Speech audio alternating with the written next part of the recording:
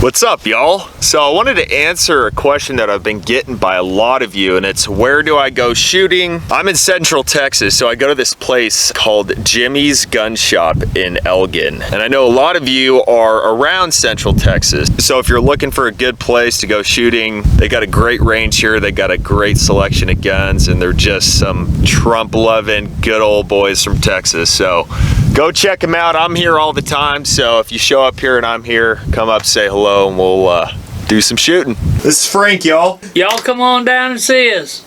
We got a little bit of this and a little bit of that. Amen. Adios.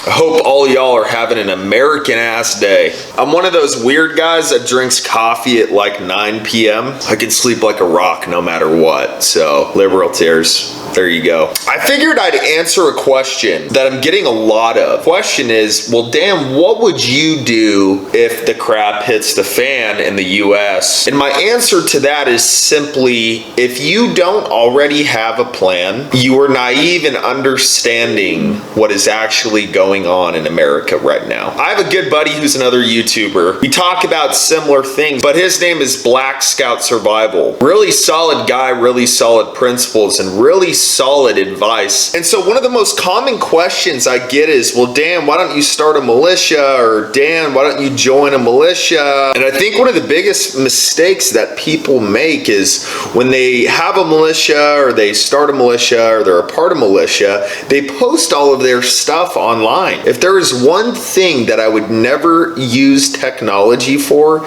it would be for a militia, it would be for a response team, it would be for a crap hits the fan team, right? At that point, it's pen and paper on what you're gonna do, who's with you, and in your head. Because those are the only two things that can't be infiltrated nowadays. Everything else, your cell phone, your computer, your social media, everything that can be infiltrated, especially if it's a militia group. So to answer y'all's question, do I have a plan?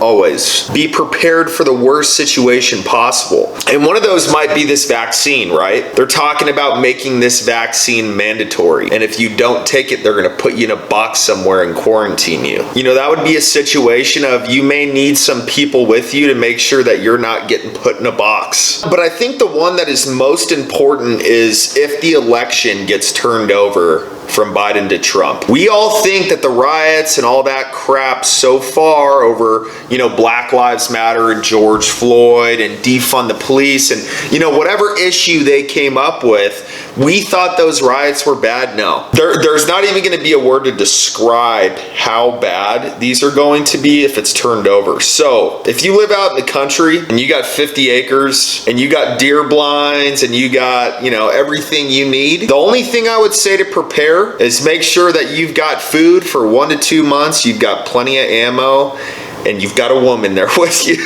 That's pretty much all you need. But for everyone else, for conservatives who were born in the city, who just haven't been able to get out there yet, you need to make connections. You need to unite with other conservatives. You need to have a plan with other people in your same situation. You need to go out and meet other people who may have a place that you can go to. Because if this is overturned and you live in a big city, I hate to say it, but I don't really see a big city not being completely destroyed. 2020 sucks. Man, ain't that true? Yeah, we love guns. And America too. Mount up, poppin' Texas hogs in the chopper, load 'em up. Sun down here, got one option when it's tough. Cowboy up, jack trucks, big bucks, yeah we